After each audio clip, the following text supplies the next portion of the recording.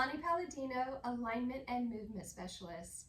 Today I'd like to share with you a hip stretch seated.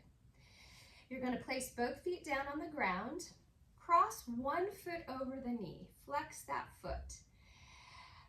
Lean forward long in your spine. This might be enough for you. You can put your hand on the thigh to open up that leg just a little bit more.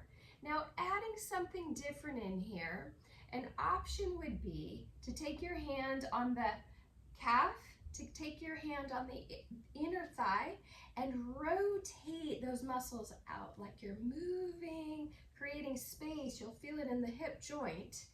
And then take the body over, nice and long through the spine. Breathe into this. Relaxing in the shoulders.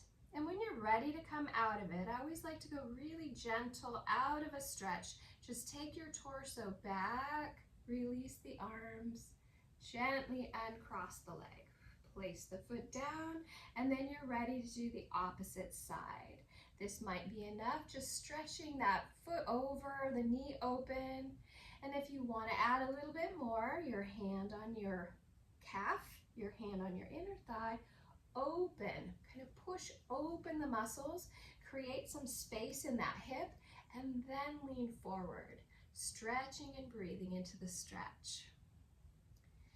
Pause and stay there as long as you did on the other side, and then gently come out of it, bring your torso back, relax in the joint, and finish.